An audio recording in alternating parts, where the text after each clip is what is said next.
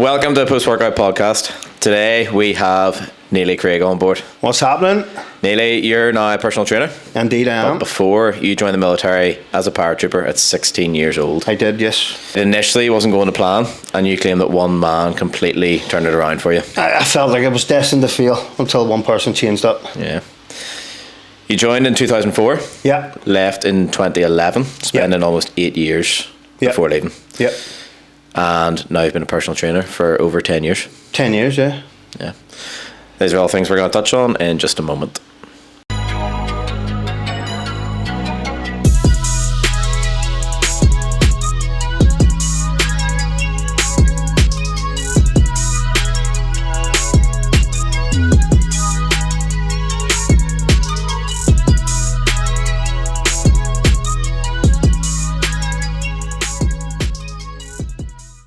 We'll get started on the podcast in just a moment, but before we start, I would like to give a massive shout out to Chat and Chill Cafe in Lisburn. First of all, for the use of their facilities to record the podcast, and second of all, for their amazing coffee and service.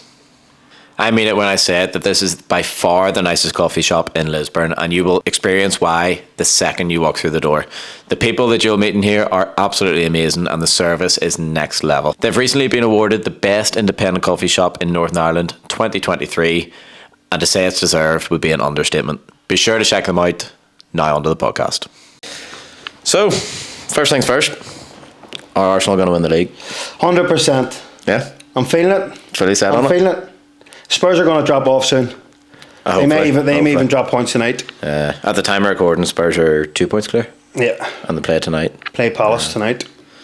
Have you got that feeling though? Do you think Arsenal... It's hard.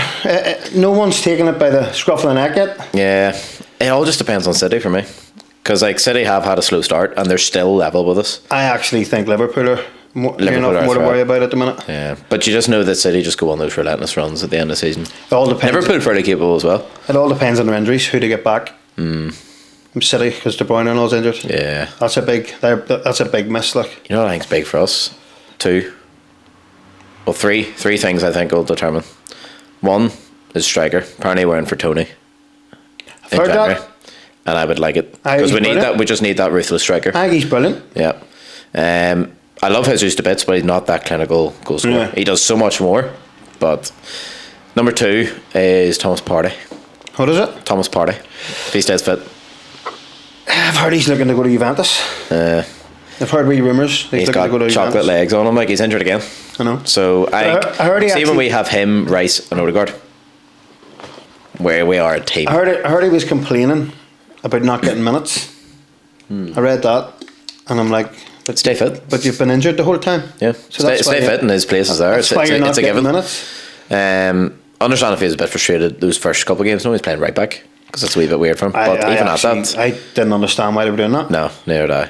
And that's the other piece of the puzzle is Timber. He looked brilliant, mate. He looked massive miss. Brilliant. And he was our best player in pre-season. Mate, he is Zinchenko's replacement. Yeah. Because Zinchenko cannot defend. 100%. So he is his replacement. But have you heard the rumours? So he does ACL. That's him out for 9 months minimum. And then he's got pre-season. Could be the whole year. Up. Yeah. So he done that first or second game of the season. So that is his season done. Yeah. But there's rumours that he's doing stem cell treatment and that he could be back in January. Nah.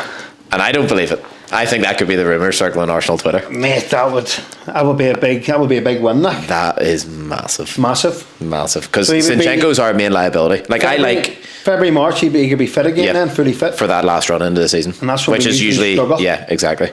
And it's usually because of injuries. Yeah. So if we can keep Saliba, Gabriel, Timber, and what a team. Yeah. That's what some of the other big teams lack at the minute. Strength and depth. Even City, like, they did lose a couple in the summer. They lost Mahrez, and on the sign, who they signed? They signed Doku. They signed Doku to prefer, and he is as a squad though. Like, there's Arsenal are up there, like 100%. It's building year on year, and I'm all for it. And even if we don't win the league this year, I think we'll win it next year. I'm an Arteta man, like. Yeah, 100%. He's still learning on the game. He still makes little mistakes, But Absolutely. who are we? Look what he's done. I know. Do you know? I was talking to a boy the other day about this. It's like even the goalkeeper decision, Ramsdale out and Raya in, it's bold. It's bold. But I just have to take a step back and think, I don't understand the game like Arteta does. I know. it's as simple as that. Like, this guy is a genius. At the minute, it looks like a bad move. Yeah. But you never know. But it's the fine wee details in the game that I don't know and Arteta does know. And I hold my hands up to that. Like there's the most minor of wee things. You know, like Ramsdale might hold the ball for an extra second in the build-up, and that might really trigger Arteta. And you know, it's certain wee things. I know Raya's long passing's meant to be a lot better. But I haven't seen that yet. No. It's been terrible. No. Way worse. But then you wonder if we've got the system in place where he can use it. Yeah. Or if that's something they're building week on week. But I don't know. There's so many questions and I'm not an expert. He's bold not to put Ramsdale back in as well. Yeah. Well, that just shows that he's committed to his decision. Yeah. Which I like as well. Yeah. You know what I mean? Like, he's committed to hitting Aubameyang out of the team way back at the start, and we were losing games and we weren't scoring goals, and everyone was like, right, you need Aubameyang. But look, he's played through it, and it's like he doesn't, even there's loads of pressure, he just doesn't feel it. He does what he wants to do, and he doesn't waver. It's one which is kind very of good what you skill need. of him, is he's able to block everything. He's very good at whatever that. he's doing. It's a good time to be an Arsenal fan. I'm thoroughly enjoying it. It's been a long time. Are you going over to any games? No, but my nephew's daddy, he gets his season ticket or whatever. I know it's a bit of a rigmarole at the minute because the way they're issuing tickets it's like it's a nightmare. It's almost impossible. But I got put in touch with the boy, and he's sorting us out with a lot of tickets. Like, he's texting almost every day. He's like, "Oh, I've tickets to the Luton game. Do you want two? They're side by side." I've never been to Emirates, like, so. Serious? And I lived near enough in London. Yeah. When I was in the army, so and I still never went. But it would be. I've been to Rangers games and stuff, but I've never been to Emirates. So I've been once. I was 9. And Vermaelen scored 2. We beat Wigan 4. I think I remember that. My wee nephew scored one for the edge of the box, the cracker. My wee nephew, he goes 2 or 3 games a year, maybe more. Class. So I'm jealous, but I've got a boy now, so I've booked to go over to see us play Newcastle at home. Yeah. He offered me Newcastle away. I was that like, one next week? St James's Park, a week or 2 away. Yeah. Tough game. Very tough game. Tough game. That's risky. Although if they play like they played the other night, it's a good shout. Yeah. But Antonelli's away. I know. That's him. Is that him gone now? 10-month ban for sure. Confirmed, yeah. Well, you wonder why. I know. It's just greed. It's greed, like, stupid. And it must be an addiction. It must be some sort of thrill that they're getting off the bet, and they just can't give it up. But apparently, again, more rumours they're going to loan Ruben Neves. They are going to. Yeah, and that's going to cause controversy because he's in Saudi. They have Saudi owners. Yeah. And then there's going to be, you know what I mean? But dip into their pockets, no more. Yeah, like that. Were you always an Arsenal fan? Never ending pockets. Yeah. Bit like mine. Not. Were you always an Arsenal fan since you were young? So I was a United fan till I was like. Oh. But when I grew up, my sister was a United fan. She's a wee bit older than me. So till I was like 4. Yeah, that's enough. And right, then we're gonna. and then my mate Stevie Burns, he was a big Arsenal fan, and then he got me supporting Arsenal from a very young age.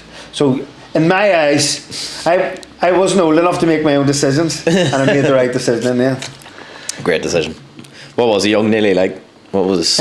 Wee chubby kid. Yeah. Nickname was Porky. Growing up. I'm gonna call you up from now on. I swear to God. Porky, who became a paratrooper? Who'd believe it? Wow. Porky, Porky. Wow. And then what were you like in school? Youngster. First, second, third Troublemaker year. or? Quiet. Quite quiet in school. Very quiet. And then I met a few bold mates. Yeah. And then I came out of my shell a wee bit more. Yeah. I started acting a bit more of a Jack the Lad. Yeah. Were you into any sport or anything? I played football on the street. Never PE. Shout out Chantel Kane. She used to write me. This is what I was. This is why my life hardly makes sense. Because she was really needed writing, and she used to write me a PE note to say that I was sick or to say that I couldn't do PE, and she used to write me a note and I used to take it and I didn't do PE. Bearing in mind, my sister was the cross country champion of the whole of Northern Ireland at one stage. And you just had no interest. So there was obviously fitness in there somewhere. Yeah.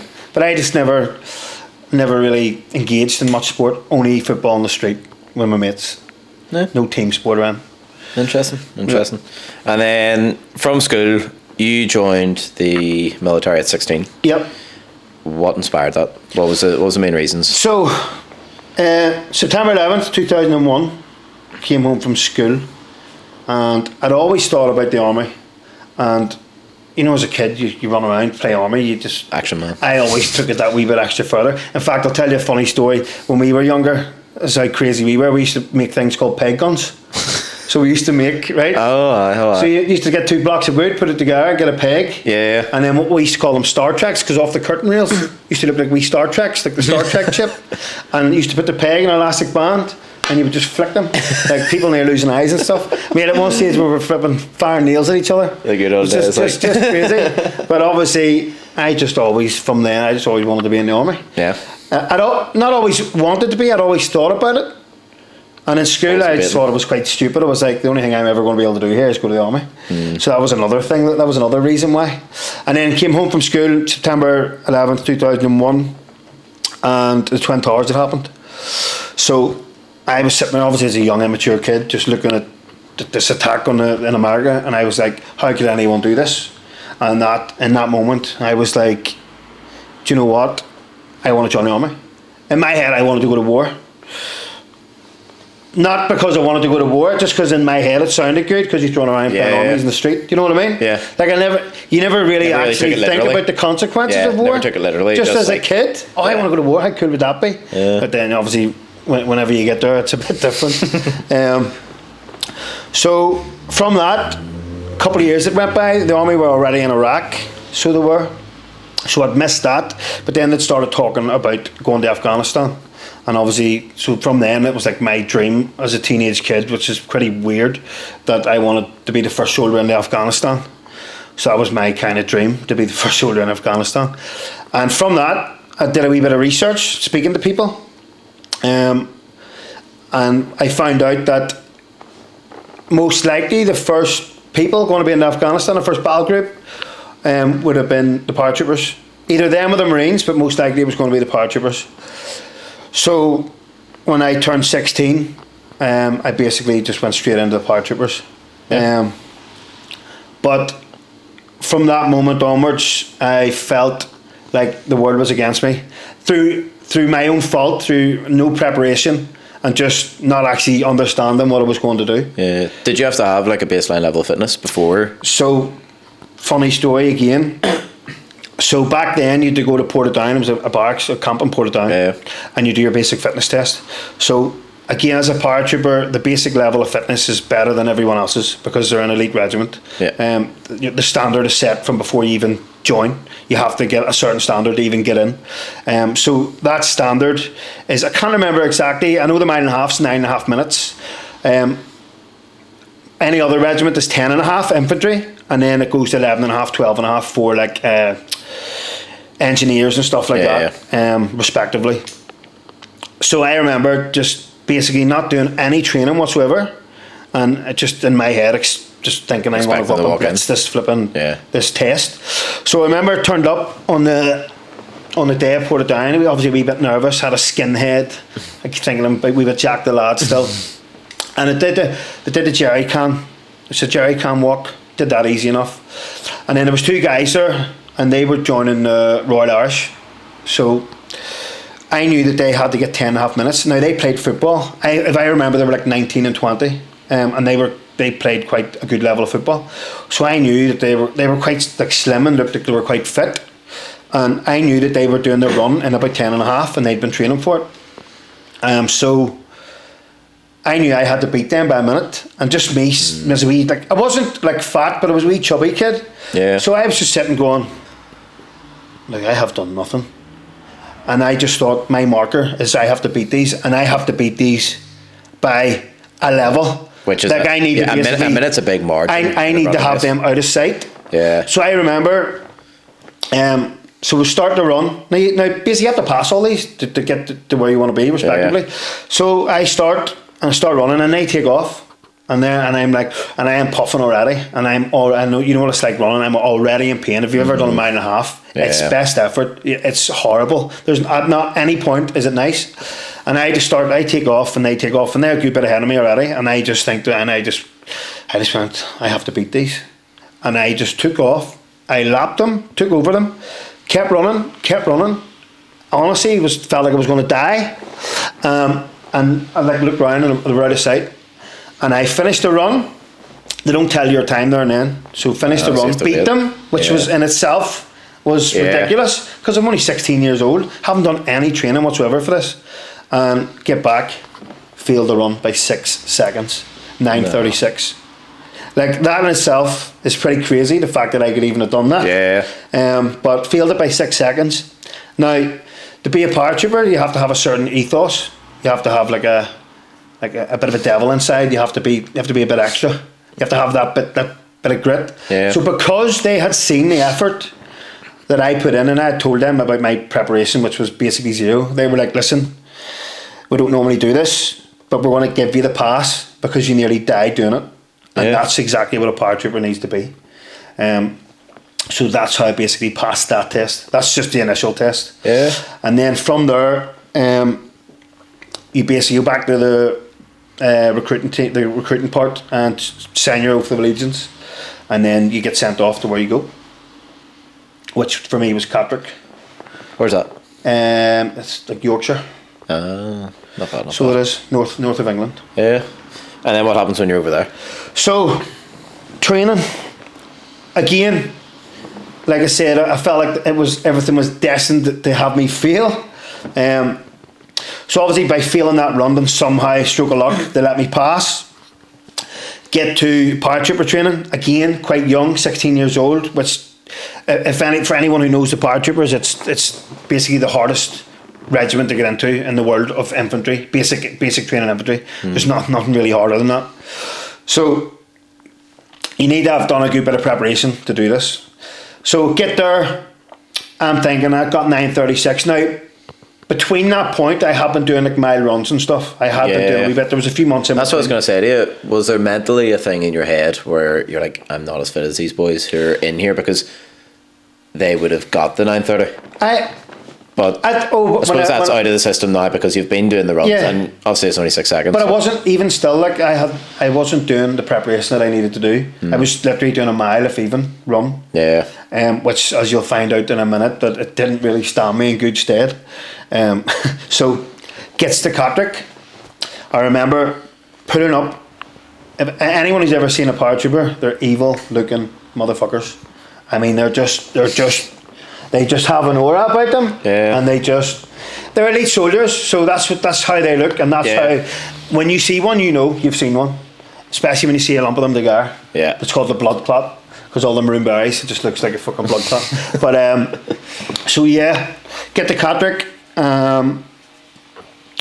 turn up, see these evil looking paratroopers, and they're like, like, how you doing, lads? You know, come on, jump on the minibus. So there's about 10 of us. There's a couple of runs of minibuses to do. I'm on one of the loads. Get to Catrick. So they're really nice. The train station, really nice on the minibus. And as soon as we got in that camp, right, fucking get over there. Straight away, they're just stripping you down, making you feel like you're a worthless piece of shit. So get to Catrick. Everyone gets there. Over the first day, you sort of get issued your kit. You get sent. You put your room. You get shown your lockers. There's a few things you do. Process. You go sign stuff and whatever. Like I say, you get all your kit. And then day one, I think, was day one or day two, we did a mile and a half. So this was the second big test for me, because I failed the first one, even though they passed me. Like I said, I failed. So the second one, it's even harder route. Because at the start there's a bit of a downhill, but the finish is all a big uphill. So thank God I'd been doing a bit of running. Not that I was doing enough, but it put me in good stead for that mile and a half run. So done the mile and a half and I got 9:28. So I just beat it by 2 seconds, which is decent. And then the day after that, we did some circuit training. Now, I basically have no experience whatsoever. Now, I mean, I did the cadets for a wee while, but I didn't really listen or do them. So there's quite a lot of lads there that are a wee bit older than me, so they have a bit more life experience, like how to iron their stuff and blah blah blah. So I'd been issued all this kit. my body's in agony just from doing the runs, and we did circuits the second day, but we'll have to iron all our kit and we have to put it in nice, and the corporal showed us how to do it. But I'm just like a rabbit in headlights. Just didn't know what I was at. And I remember everyone had their stuff done in my room, and they were basically in bed. Now we have to get up at like 5:30 in the morning. Yeah. And I remember being like, I'm just sitting like trying to figure out how to do this. And it's like 2:30 in the morning, and no one's really helping me at that stage. At the minute, it wasn't really. There was no team. It was just near enough every man for himself at that one stage. And I remember just being so overwhelmed, and like just 16 years old, just like completely out of my depth, and so struggled. People get to bed, just get to bed, blah blah blah. So I end up leaving my stuff, get up in the morning, freaking out in case I'm going to get shouted at. Did get shouted at. Then we had a 3-mile run, which was the 3rd or 4th day, and this is where I broke. So this is where I felt the world was against me. I was destined to fail again. So 3-mile run. Obviously, it's not as quick a pace as the 1.5 miles, but I mean, I hadn't run anywhere near that distance. 1.5 miles was the most I'd run. Yeah. So I remember we got about 1.5 miles into it, 1.5 miles into it, and then I just started falling back, and the pack was gone. And I was so far, and the corporals were shouting at me, catch up. And I was just, I was just mentally broken in that moment. Yeah. And in that moment, I made the decision. I finished the run, but I was way behind, blah, blah, blah. And in that moment, I made the decision that this isn't for me. I have completely overlooked what's expected of me here. Young, immature, thinking again, just the Jack the Lad attitude. I can do this, blah blah blah. And that was a real eye opener for me. To just how good, obviously they were, the standard that they have. So I basically went to a corporal's door on the like 4th or 5th morning, and was just like bawling my eyes out. Corporal, I can't do this. Like young 16-year-old Neally, just I can't do this, Corporal. I send me home. I can't do it. And he just went, sweet, fuck you, you're out. And that's the attitude they take because they want the best. Yeah. And if you show any sign of weakness, 90% of them are we don't want to. And that's fair. Knowing now from getting through what I know, I understand why. Yeah. It's a standard. It's a different standard. Yep. So twist of fate would happen. So to leave training, so everyone can leave training in the first 6 weeks because there's people that don't like it. There's people that hate it. It's very overwhelming, especially if you have no life experience doing any of the stuff. Yeah. So, to leave, you have to go to a place called Hood Company. So again, it's all to do with paperwork, and it's a very set process. Yeah. So to go to Hood Company, there has to be a bed space, and for some reason there was no fucking bed space. So I was like, what the world? Just let me go. Please let me go home to my mummy. And so couldn't go to Hood Company, and they were like, listen, we're going to send you to Brown Platoon. It's where you want to go, and you're going to probably be there for a couple of weeks because it was coming into holiday period. Yeah. So staff were going and stuff, and there was no one to do the process. So that was the crack. So I had to go to this Brown Platoon. So I was kicked out of my platoon that I was in, up to Brown Platoon, and I remember when you're a little private 16-year-old soldier and you have to go to the corporal's door and you've never met him, it's a scary thing. So I'm going up to the door and I'm like, Corporal, Private Craig, I'm trying to get out of the army, but I have to come here. I've been sent to your door. Right? And he's going, and he's a wee Scottish, right? He was a Scottish boxing champion, hard man, nose like flat to his face, but he just had this like aura, and he goes, "Ray," I'm going to do the most horrible Scottish accent here. He's like, "Ray, come on in, Craigie." So I'm in like this, and he's like, "Right, why do you want to leave?" And I was like, "Because I can't do it. I'm not cut out for it. I can't do it. I bit off more than I can chew." He's like, "Nah, why is that now?" And I was like, "Mate, or Corporal, I just can't do it." And he goes in a Scottish accent, "Well, I've got you for 2 weeks. So where are you from?" I said, "Northern Ireland, Lisburn." And he goes, "Well, here's the thing, Craigie. I've now got you for 2 weeks. We don't have enough Northern Irishmen in our battalions. So what I want you to do is give me your best for 2 weeks. If you don't fucking like it, you can fuck off." So even though he was still being like kind of horrible, he showed me a little level not even of respect, just a little level of something that he was like, he'd give me a wee glint that I could maybe do it. He just gave me a wee bit of belief. He didn't make me believe I could do it, but he just gave me something to hang on to. Yeah.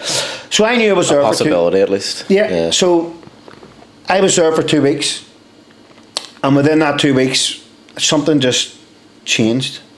I just give it my all, and within 2 weeks in Browning Platoon, I was fitter than anyone there. I just went for it, and it just like that. My mindset changed, and everything was just go. And then from that, another platoon came through. I didn't leave the army. I ended up going to a new platoon, and then shit carried on from there. Not bad. But that one man changed. Like, if I had got out of the army, God knows where I would have been right now. Yeah. Maybe working in a not that there's anything wrong working in a factory. Maybe I could have been dead. God only knows. Yeah. Where I could be. And that one human, and this is where you can relate this to health and fitness. Like, this is where, like, a coach, if you're in a shitty position or you're overweight and you're struggling with life, and you always see this coach on Facebook or Instagram reaching out to tell you they can help you, that one person could change your life. Like that, there's always someone out there that can help you. Obviously you have to want to help yourself, but always believe that there's help and there's a way out of it. Yeah. As there was for me, somehow. Yeah. I felt the world was against me. I had the world on my shoulders, and somehow I prevailed. What do you think the biggest mindset switch was?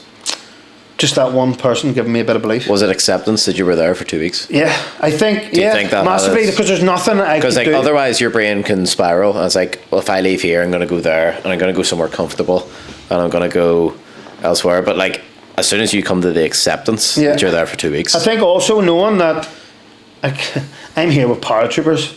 Like, if I sit there and cry, she's going to go, shut the fuck up. Yeah. Man the fuck up, son. Like, so you're held to high standards. You know, yeah. So round the clock as well. I felt like in that 2 weeks, the fact that he even gave me a chance, that I had to near enough withhold my standard to the chance he was giving me. Yeah. And that just pushed me more than I've ever been pushed. Just that one little person. Yeah. So pretty mad how one person.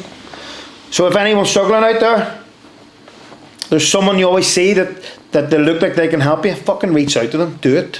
Because they may just be the person to change your life. Yep. 100%. 100%. P Company. P Company. P Company. So P Company is basically, it's like the hardest test week in the world for any soldier, and any basic infantry soldier, and basically in the world. So it is an exceptionally high standard of events. So basically how it works. How long is it? 1 week? Yeah, so P Company's a week. So we do all our basic training, which is like 6 months basically. And this basically aims to this 1 week. Yeah. And it's the only regiment in the whole of the army that do a pass-fail event. So either at the end of the week. It's after 6 months as well. Yeah. So at the end of 6 months, and you can still get sent home. Yeah. 70% fail rate. So it's a high standard. Yep. Again, it takes, like, the fact that even to this day, the fact that I even passed it, thinking about what I was like at the first 3 days, the fact that I just shows that, I mean, you can achieve anything. You can fucking achieve. You really can if you put your mind to it. Yep. Especially if you have someone that believes in you too, and if you believe in yourself. But if you have two people, you and someone else believing in you, world's your oyster, 100%. So P Company, day one is a 10 miler. So every event on P Company has certain reasons, like the 10 miler. So back in Arnhem in the World War II, it is A Bridge Too Far is a big movie about this, but basically the paratroopers jumped in, basically 10 miles from Arnhem, had the tab, full kit, the Arnhem, and hold the bridge. Now they were meant to be met by a whole American infantry regiment who didn't make it. So the paratroopers, only a couple of hundred of them, held off a whole German Panzer division for like X amount of days. Now the bridge finally got taken, but the fact that they were able to hold that, so that's one of our main events, because the standard of soldier in World War II that was able to do that, even the fact that they did that for X amount of days was amazing. Yeah. So that's our first event. It's 10 miler. It's, if you feel that, you just. A quick shout out to one of our sponsors of the podcast, Drop It. Drop It are a clothing brand promoting mental health awareness through comfortable, fashionable and affordable clothes. Drop the stigma, drop the barriers, drop the ego, speak up. The brand have done a few different drops now with different styles, so if you like oversized fitting or regular fitting clothing, they've got you covered. And they've recently just released their sports clothing, which includes quarter zips, training t-shirts, vests, caps and more. So be sure to check them out. You can find them over on Instagram at dropit_speakup, and the link to their website is in their bio from there. Back to the podcast. Company, first event, 10 miler. It is 10 mile, 25 kilogram with rifle. So I think it's like 52 pounds or something along that. Okay. So we do 10 mile in 1 hour 50. And I mean, it's not just on a flat. You are climbing hills that you wouldn't even believe. You look at, you'd be like, holy shit, like the Mourns. Some of them are like, not as big as Donard, but some of them are steep hills. And you're up and down over Yorkshire. The Yorkshire lands are horrific. Loads of hills. So it's 10 mile in an hour 50. In battalion, we actually do it in an hour 40. So we actually do it 10 minutes quicker in battalion. Yeah. To put that into perspective, every other regiment in the army do 8 miles in 2 hours. We're doing 2 miles more. Yeah. 10 minutes quicker. Yeah. So you can already see the difference in standard. Yeah. Now, most other regiments, that's basically their fitness test, the 8 miler. This is day one of P Company, 10 miler. After that, you do the Trinasium. This is like, because we jump out of planes, we're trained to jump out of planes. It's like an assault, I call it, it's not an assault course, but it's like a bit of an assault course up high. Some of it's like 60 foot in the air, and you have to do an illusion jump, which is like a jump where there's like a platform here and here, and it gives you the illusion that it's a massive jump, even though it's actually not that big. A lot of people literally fail P Company because they can't do that jump, which is mad. Some people put themselves through absolute hell and back, and then fail on that event, and they don't pass on that one event. So there's illusion jump, and then you have to go 60 feet up in the air, and you do this wee walk, balance and walk, and then you have to do a Superman jump where you have to run, jump over a gap, and then Superman punch, grab the net. It's basically just to test your fear of heights. Yeah. Because if some people can't do that, there's hardly a chance you're going to be jumping out of a plane. Yeah. So they don't even want to have to waste the money on someone going to jump school that aren't going to jump. So that's day one, 10 miler, and then the Trinasium. Day two is the log race. This is the hardest event ever. Log race, what's involved? So it's a 2 mile log race, right? But it's not a log that you carry here that you'd see in army, like military movies. It's a log that you have to be. So you have 8 people on the log. Our log, I think, finished with 3 or 4 people. So there was quite a lot came off our log. But people shit themselves on the log. They're not in control of their body. It's how much. So actually, it was Linford Christie. Do you remember Linford Christie? Sprinter, Olympic sprinter. No. He done the log race, and he came off after about 200 meters, and he was an Olympic sprinter. So this is the mindset, mate. I think you know the boxer. You know Johnny. He was a black heavyweight. What do you call him? Johnny does all the BT. Oh, what do you call him? He was a heavyweight boxer. He did it too. And he didn't pass the log. So it's a horrific event. Johnny Nelson. He was a heavyweight boxer, but he did it too, and he was like, "Fuck that." So basically, obviously, we're built up over X amount of weeks to be able to do this. So day 2 is the log race, 2 mile log race. You go through up the big hills, you go through water. Actually, one of our lads, Sean Robb, actually came off the log, hit his head, and knocked himself out. I think it was Sean Robb, and he ended up floating in the water, and the screws had to pick him out of the water. Jesus. So it's a bit of a crazy event. One of the hardest thing I've ever did, for sure. It's make or break. So that's the log race, and then that's in the morning, and then in the afternoon, you do the 2 miler, which is 2 mile in 18 minutes with your 52 pound. So this is day 2. So you've done all these events within 2 days. So day 3, then it rolls into the steeplechase and assault course. Steeplechase is like where you're jumping into water, crawling through things. Again, it's nearly a 2 mile, and then finish with an assault course, and you have to do it in 18 minutes. So every time you come over, if you go every 15 seconds over the 18 minutes, you lose a point. You finish with 10 if you get 18. So there's a point system as well. One thing with P Company though is, some people can come off one event, but if they have shown absolute grit and determination, they will give them the pass. Now, most people won't. Now, I, lucky enough, didn't come off any events, but if you show, again, grit and determination, they will reward you if you go till your bitter end. again, it's just to do with the ethos of a paratrooper. Yeah. But also, that's day 3, and then in the afternoon we do milling. So this is where you have to fight. We're the only regiment in the whole of the army that do this. So you literally, right, stand there with your 16-ounce gloves on, and you're not allowed to block, and you just punch the head of each other. Not allowed to block? Not allowed to block. You just have to punch. So 16-ounce gloves. 16-ounce gloves and punch the head of each other. I actually have videos of it. And you just windmill and just... And I had to fight my best mate, and I won. And I had to fight big Lanners, and he was a boxer. He was about 6'4". He'd done boxing before. First punch, and he broke my nose, and then I ended up getting a draw with him. So it did pretty well. So milling, funny story actually. I just remembered this. So because my groin had been giving me a bit of jip. Yeah. So that's what I was starting to think. As soon as you started rhyming off the distances you're covered, the intensities that you have to go through, I was thinking like my knee or something would surely something starts flaring up. But because you've been built up to this, on the build up, my groin started giving me issues. Yeah. So I was getting a bit of treatment done. So I had a treatment. It's very important to get the treatment, because there's really good physios and stuff there, obviously. But I had missed grenade throwing. So you have to do your grenade training. Yeah. Right, and you go to a wee. You go where, I can't even remember where it is, but you go and there's like a wall and you learn how to pile a pin and throw the grenade, and this is so funny. So for some fucking reason they decided to make me do my grenade throwing the afternoon after milling. It was like the only time they could stop me in. Yeah. So after I had just been the head punched off me, they decided to take me grenade throwing.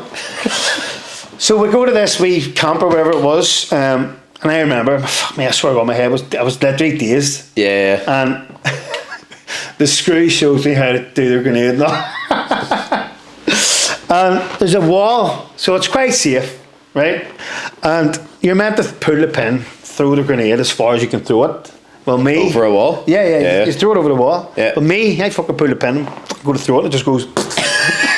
So me and the screw ducked down. He's like, "What the fuck?" I swear to God, I was like, "Shit!"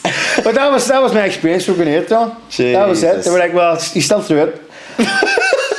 But I swear to God, like this is literally after milling. I had to go do my grenade throwing. Probably the stupidest idea. But then again, be a paratrooper, you might bang your head and more, and you've still to fucking throw a grenade. So it is what it is. It's accurate. But I probably would have killed myself had to throw that grenade after that. Nice. But and that was a real grenade? Yeah, that was a real grenade. Like, that fucking thing went boom. Fucking shrapnel everywhere. Do you know what I mean? So, but it dazed even more. I mean, do you get the ringing in the ears and all? Like, I have tinnitus now, yeah. But like in that scenario, like if that was as close. Yeah, but you're wearing ear defence. Oh, yeah. In that moment. Yeah. But obviously, as I'll get to later, when you're actually in a war zone, we don't wear ear defence. Yeah. I think they had it. They have it now. Sound cancelling ear defence, but when I was there, they didn't have it. Yeah. So that's day 3. Then day 4 is a 20 miler. So I can't remember the time. We do 20 miles, same kit, 52 pound, which is 45 with your rifle, and then you go up to Scotland. You do 20 miler, and it's about 4 hours, 15 minutes or something like that. And then that's an all day thing. And then Friday you get up and you do the 5 or 6 mile stretcher race. It's a stretcher where you just 4 people on it at a time. Yeah. You keep swapping as like teams. And it's just 5 or 6 mile again you're up your hills, and then that's the last event. And then after that you have your parade where you get your pass or fail. So there's people that do you know before that if you're passing or fail? No, you don't know a fucking thing until you get on parade. So it's very, very nerve-wracking. Nervy. Yeah, because even I stayed on all events, but even you still, if the screws have even seen one bit of slack, even if you can do all the events and still be, your attitude stink. Yeah. Now I know my attitude didn't stink, but I remembered on the stretcher. Now for some reason I actually found the stretcher. It was the last event. I actually found it one of the easiest events. But I remember on one of the hills. Anything after that log, carrying and walking. It's a lot of work back. Yeah. But I remember, being on one of the hills near the end of the stretcher, and the corporal was shouting my number. But at the time, I didn't realise he was shouting my number because we were going up a big hill and it was fucking blowing out of my arse. Yeah. And he must have shouted my number about 4 times, and then I realised, shit, he's shouting me because no one was running. Because you have to shout your number and then you have to sprint to the front, take the thing, and I didn't realise. And then it clicked. I was like, shit, he's talking to me. And even in that one moment, I thought, I've smashed this, but that's maybe he's going to think that I'm being just fucking around. Who knows? In that moment, I was just. Yeah. But I remember me and Spinks. He was one of my best mates. I remember when they told the stretcher to walk. I remember he grabbed my hand and he looked at me and he goes, "We've fucking done it. We've done it." Now, we hadn't given the pass yet, but we'd stayed on everything together, we'd pushed each other through, and he was like, he just grabbed my hand and was like, "We've done it, Craigie." And then we got the pass, obviously. Oh. So yeah, that's P Company. Tough week. Yeah. The thing I'll say about P Company week though, it's the most relaxed week. Even though you're doing all the stuff, like the screws, you're fucking lying on your bed. Yeah. They wake you up in the morning with fucking Guns N' Roses music and everyone's blaring, it gets you psyched up. Yeah. But yeah, you're basically left to your own devices that week. So yeah. Just be at the events. That's P Company. That's P Company week. So a lot of people probably wouldn't even know that exists. Yeah, because I wouldn't. Everyone hears about the Navy SEAL training and things like that, but like obviously that I never heard of that.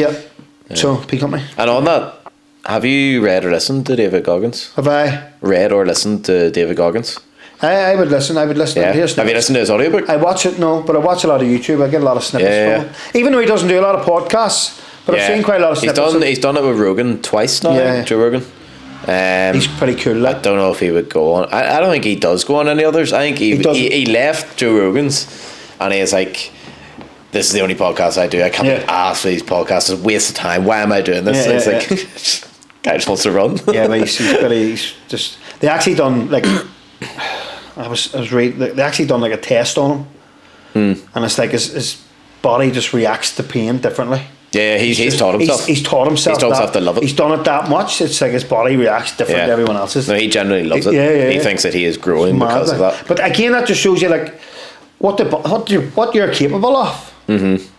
Oh, he's the prime example. Do you know what I mean? He is the prime example, and that's it. Then, even when you're talking about all those runs and stuff like that, that's exactly who pops to mind. Yeah, is that mentality? It's just like, you are capable. You 100%. Can do it. Your body can do it. He was doing it. What did he do? Did he break his ankle or something and ran an ultra marathon? And or shattered his shin or something. And that was like something mental. It wasn't even near the end. It was, he basically done most of the race with that. I can't remember exactly. I need to listen to his book again because I listened to it in audio.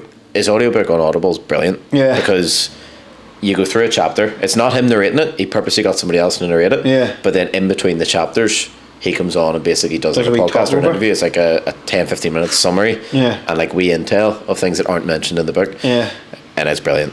Yeah, but I remember that ultra marathon one. That was the one that really blew my mind. Not the pull-ups, not the fact that you could see his bone. Yeah. Because his flesh was showing he'd done that many pull-ups, but the run. Basically, someone said you can't enter for this ultra marathon because you haven't shown that you can do it, and I don't want you risking your own health to enter and then end up in the desert, because I think it was in the desert or something somewhere. Yeah, it was. So he entered one, and I think it was either a few days before the one that he wanted to enter. And he's like, well, I'm going to enter this one and I'm going to do it, and if I do it, then you have to let me do this one. And he's like, right, whatever. And he done it. And then that's when he entered the next one with, I think it was the first one that he'd done the damage to his ankle or something, and then he went in the next one. Because and he done it. There's one of the other runners. He was like, listen, I seen his foot. I seen it. I was like, there's no way he can do this. And he passed me. He said he like took over him and all. It's crazy, like. But that's just like, that's next level mentality. Yeah, that's a dark place to be as well. Like, that is a dark place. That's a good and bad place that you can take yourself. Yeah. You will push limits of a human being, but you're not happy. You're not happy. You'll feel fulfillment. Yeah. And achievement. Yeah. But I don't even think he'd smile. I don't think he can ever be happy. No, he's probably happy, but he can never be. He's his own happy, but he'll not be our happy. He like, just wants more. Like. He'll never be a good Craig. Like, nah, definitely not, mate. Wouldn't want to go to pub. He definitely wouldn't score Arsenal anyway. Next after P Company comes parachute school. So after P Company, you pass out of training, and lucky enough, I had a screw who was 3 para, and he wanted us to go to 3 para. Now, we had just found out, remember at the start I said that I wanted to be the first soldier in Afghanistan. Yep. So I found out the 3 para were going to Afghanistan, and thank God he took us, and that's where I went to. So basically as soon as we went, we were basically getting ready to go. And then there was a lot of training went on for that. We went on a jump school and all. The parachute jump school, you had to do 8 jumps. So you just basically you get taught how to land and stuff. Yeah. So you get taught how to do a perfect parachute roll, how to land frontwards, sidewards, backwards. Because when you jump out these chutes, there's a big hole in the middle of them. Like you're not see when you're jumping with your kit and you're already maybe 90 kilo, you're falling hard. People break their back and stuff. But good experience. I'm not even. Do you know what? Do you know what's funny? So I didn't used to be scared of heights, and I used to jump out of planes. Obviously, it doesn't feel normal to jump out of planes, but you do it because there's no point in going through all that fucking shit and to stand in the door and go, nah. Yeah. Do you know, you just do it. But actually, later in life, I've started to be a bit. Really? Not like heights, just as much. Like, see if I stand on top of a toy square and look down, I'm like, yeah, I get that real weird feeling. Bit of vertigo or something. Yeah, don't I like get that weird feeling. No, don't get it twisted. Like I would still have had to jump out of the plane. I'd still jump out of a plane. Like it's hard to explain. Have you ever jumped out of a plane? No. It's different when you have to do it yourself. See when you're strapped to someone, like you're still hardcore and you have to jump out of a plane. But see when you have to push yourself out of a plane. Yeah, it's a wee bit different. Like, what's the first one like? First time you did it? Do you know what? Without it being in Peak Company? It was tougher. Without it being in Peak Company the first time? No, so you pass out of training, then you go to battalion, and then they send you to parachute school. So you go to battalion, which is not, you go to battalion without your wings, and you're basically a penguin, they call you. Yeah. Because you can't fly. But we were lucky because they wanted to push us through. It took me a second to get that. What? It took me a second to get So I can edit that for the wee light bulb of a bit. We're penguins, mate. So, but luckily, some people have to go to battalion for 5 or 6 months, mate. And if you're a penguin, mate, you're looked at like a piece of shit. Yeah. I mean, you're the scum of the earth. Even though you've passed Peak Company, you're still a piece of shit because you haven't jumped out of a plane yet. We were lucky; we got to go straight to basically parachute school and get our jumps.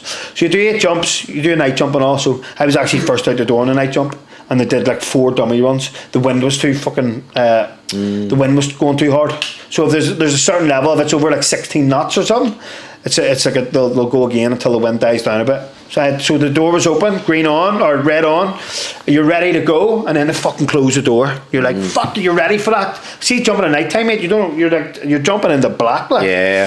So yeah, it was a pretty cool experience. So to jump out of planes, really was. Definitely pretty cool, and to be a paratrooper you get paid extra money, so you get paid an extra £150 a month to be parachute trained, so that's just another bonus, to be honest. No brainer. So he flies. Parachute school. Next up, Afghan. The big one, the Afghanistan. So Afghanistan was like, looking back, there's a lot that I don't even remember. There's a lot of like, not blanks, but it's so long ago now. And everything's probably just the Mad tour was 2006. Like, that's a long time. It's nearly 20 years ago. But as a battalion, we had, I think, if I remember the numbers, it was like about 597 firefights in 6 months through the whole battalion. So it was pretty hairy. There's actually movies out and stuff called Kajaki. It was about that tour, about the landmine strike and stuff. I'm terrible for watching war movies. I haven't. But yeah, mate, as an 18-year-old, literally just turned 18, going to Afghan. Again, still very immature. I actually remember the first time I got shot at. I remember I was just patrolling along, and one of my full screws, Bry Price, mate, Brian started coming in, and he was just like, I just felt like it, like this time of year, actually Halloween. I just thought it was like fireworks going off, even though I'd done live firing and stuff. Yeah, it was the most surreal moment. There's literally bullets whizzing past, and I'm just going, hee. And Bry Price like, Craigie, get fucking down. And it was like, oh shit, this is it. And like, why the fuck did I join for? Do you know what I mean? But then that was the first contact, and that was literally the feeling that went through my head. It was like, this isn't real. But it obviously was real. So it was a load of wee shooting. I suppose the first time doing anything like that is going to be... Yeah, it's just crazy, like. Crazy, yeah. It's still surreal to this day. Like, in the moment, again, I was very immature. I never say fear. Like, I never say I was afraid. I was. It's a naivety. Looking back, I was more afraid thinking about all the close calls and shit. But. Would you say that's what it was? It's a naivety at that age. Yeah. You're just like almost just oblivious to it all. Yeah, literally, mate. It was. It's again surreal to even think about it. But so there was loads of different. And even at that, there's so much going on day to day that Yeah. you almost don't get the time to stop and think about it. Yeah, like either. mate. So because we were the first battle group into Afghan, which is funny story because my dream was to be the first soldier in Afghanistan. Yeah. As a battle group, obviously there was people in Afghanistan, but in the Helmand province, as a British battle group, I was the first soldier off the back of the Chinook into the danger zone. Should be saying now's that. So I was actually the first. Like my dream came true. Yeah. Which is a bit fucking surreal. That I was actually this was like 5 years in the making, and somehow I ended up being what I wanted to be. Yeah. Do you know? So How'd it feel? pretty cool. Did you clock it at the time? Or is that one No, thing no, you're it was looking only- back? it was It's like, only- oh, here, it turns out I actually. was only done it. looking back because as B Company, we were the first like to go out, which was in the Nizat. We were there for a couple of weeks. And I was the first off Chinook, but mate, see when you have to go somewhere like that, you have like mate 140 odd kilogram of kit or whatever. Mate, people have to pull each other off the back of the Chinook, like, and then you have to patrol, mate, with all that kit. It is not what it's made out to be. It's horrible. Well, so we had to probably patrol about a K and a half into our wee base that we were going to take over, with all that kit. Man, I just remember, and mate, it's like 50-degree heat. It's horrible. It's desert heat as well. Pure, dry, horrible heat. So that was pretty horrible. Again, these are things you don't think about when you're running around your street with a wee peg gun, thinking you're Arnold Schwarzenegger or Rambo. Do you know what I mean? Yeah. So there are moments where you're like, oh, fuck, I really have signed up for it here, haven't I? But yeah, still a pretty cool experience. Yeah. Not bad. And then how long were you in Afghan for? So we did, it was just over 6 months, and we had a few mad operations, or missions as you would call, as people would know them as. Yeah. But the one that would stand out to me is... A quick shout out to another sponsor of the podcast, MC Nutrition. MC Nutrition have you covered for all of your supplement needs, whether it be protein powder, pre-workout, creatine, amino acids, energy gels, anything that you can think of, they have you covered. They stock the best and most popular brands, including NXT, Chaos Crew, and my personal favourite, Iron Elite. Iron Elite is genuinely the nicest protein powder that I have tasted, and best of all, it gets delivered straight to your door. Head over to their website at www.mcnutrition.shop or find them on Instagram at mcnutrition0. Back to the podcast. So I was just going to talk a bit about Afghanistan. Yep. Just kind of give you a ballpark of kind of what it was like. Yep. So I'm going to talk about this because this is the day that I actually damaged my hearing. So it's pretty relevant to why I ended up leaving the army, actually. So... How is your hearing now? It's H4. So it's mainly high-pitched noises. So like, for instance, there was beeping in my fit for ages. Everyone was complaining about it, and I didn't fucking hear a bit of it. Oh, so you don't hear the high pitch No, noises? I don't. I've got tinnitus, so which is weird. You hear tinnitus, but I don't. So my hearing isn't great. I watched like I'm very good at I lip read a lot. A lot of the time I don't even hear what people are saying. It'll be like, yeah, it's okay. Like in my head, I was like, you should not be fucking medical discharging me because I feel like my hearing's it's okay. Yeah. I knew it was a bit shit, but. I could, in my head, I could still hear a wee bit, so don't fucking get rid of me until I'm deaf, till I'm like, hello? Like, till I can't hear a thing. You can see how it would affect you in battle. Yeah, 100%. No, you see why, but in that moment, you're selfish. You don't want to. Yeah. It's my dream job. I don't want to fucking leave. Yeah. Why would you do this to me? I expect to be here for 22, 24 years. But, so 13 and a half hour firefight. So I was actually point man. So Sangin, I'll give you a bit of an outlay of what it was like. So, obviously, if you're flying into somewhere, like Sangin was like Taliban city, right? It was just Taliban everywhere. So you fly in, and you obviously want to command the area. So you want to take the biggest building that you can take. Now, the good thing is you command the area. The second thing is, or the shit thing is, that you're the biggest fucking target as well.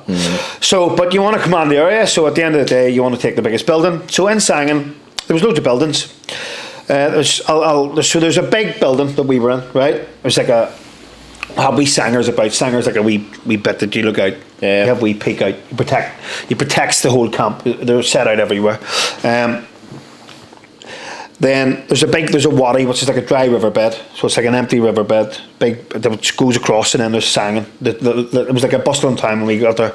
And then there was another building that we nicknamed the Chinese restaurant. Now I can't remember, it was like 2k or 3k away, but you had to go through the town to get to it. Now, obviously we're in one of the big buildings, and then there's another big building. We were being contacted from that quite a lot.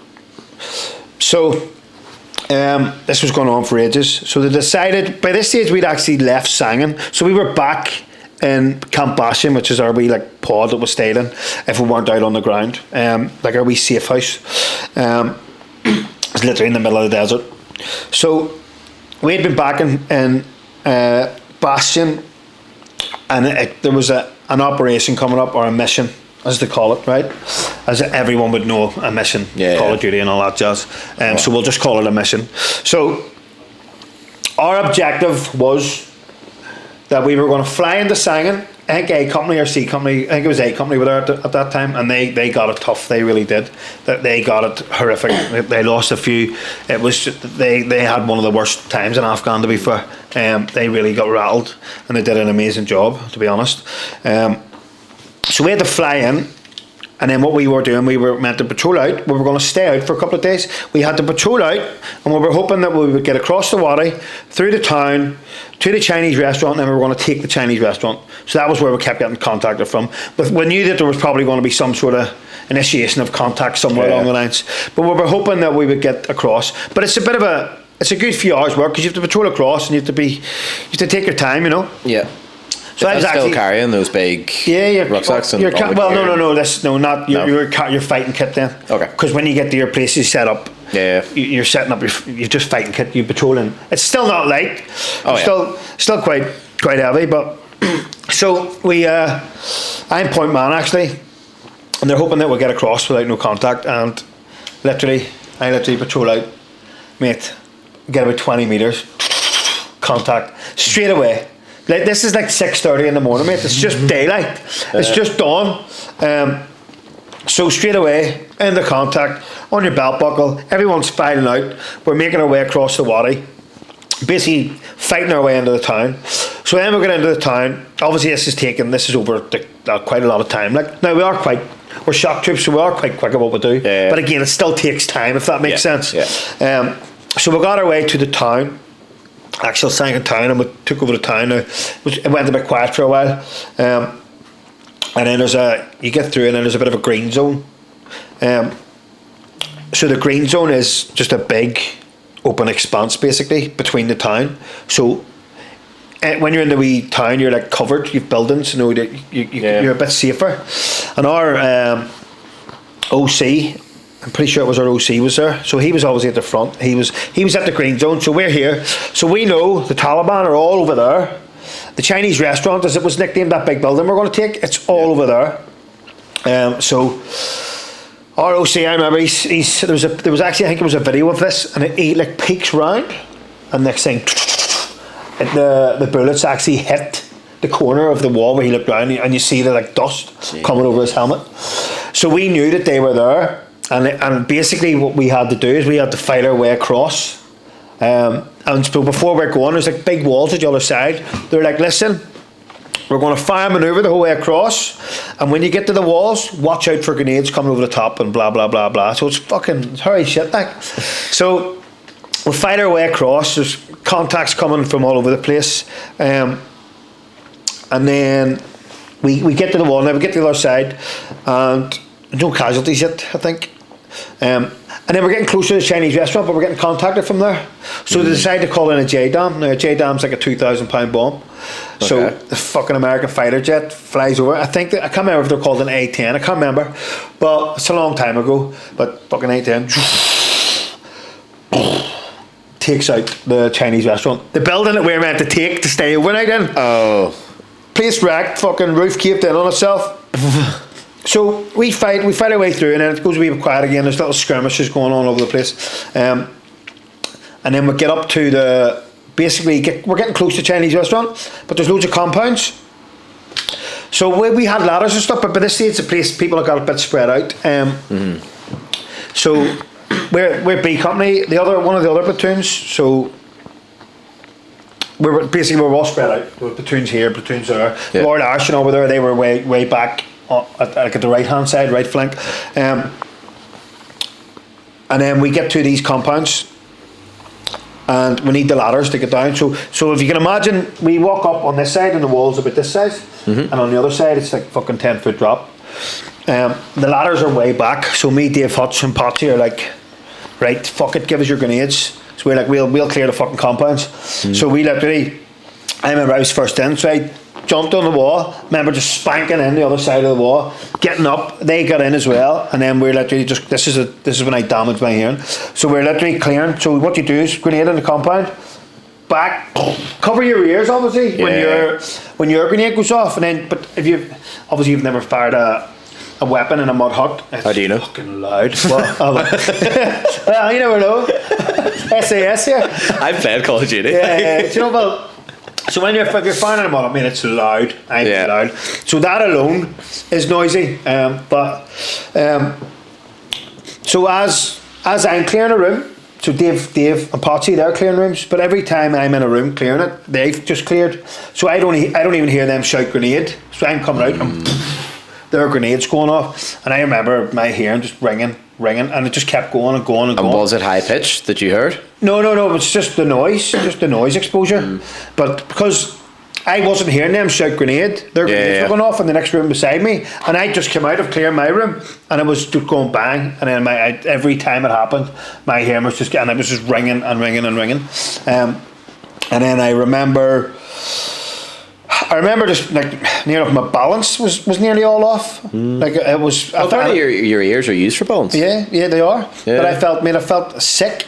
I was literally in the middle of a firefight, and I literally felt sick as a dog, and I just had to keep going. So we cleared all that, got to the Chinese restaurant, and we took the Chinese restaurant, and then Paddy Caldwell, God bless him, he was a platoon sergeant, and he actually got shot on the neck on top of one of the buildings, and I had to drag him off the roof and all. And he's actually paralysed now from the neck down. Jeez. So that was still living? Yeah, he's still alive. Oh wow! But he's from Northern Ireland as well. There was only 3 guys from Northern Ireland, our battalion. So he got pulled down off the roof, and then they had to use the quad, which had loads of ammunition on it, to take the Russian back. So we were meant to stay out. Obviously, we had loads of ammunition. We were meant to stay out overnight, and because of the way things unfolded, the Chinese restaurant was wrecked. Yeah. We ended up having to basically just fight and manoeuvre our way the whole way back to Sangin. Which is where you started. So that was 13 and a half hours long. Jeez. That was crazy. Like we just mayhem everywhere. But kind of. You think of doing a 13 and a half hour day in the gym without like a break to eat? Yeah, I know. 13 and a half hours without like 3 or 4 breaks to eat. Yeah. And you're like, oh, this is true. I know. But do you know the thing I remember like on that day was like how like there was moments you were just knackered, but you can't even. Yeah. It's just keep going. Like keep you're going, aware you're tired, but the adrenaline. The moment you switch off, it could be the guy next to you getting shot. Yeah. Do you know what I mean? So, like, regardless of who believes why they should be in war or not, like, I always looked at it as I'm here for my mate beside me. I'm not here because I believe in this and that. Yeah. I just wanted to join the army. I'm here to protect my man to my right and the man to my left. It's not because I hate on these people or if someone's trying to kill me, or my mates, I'm protecting them. And if that's with my life, that's just the way it is. Yeah. So that's the way I always looked at it. I didn't look at I hate the Taliban or I hate these people. I'm here with my mates to protect them, and that's it. Yeah. So that's always the way I would have looked at it. I don't think it's a perspective that many people really hear either. Yeah. I think most people. Which is fair, because if someone's trying to shoot you, and you're not going out of your way to shoot them, they're trying to shoot you. Like, granted, you're in their country.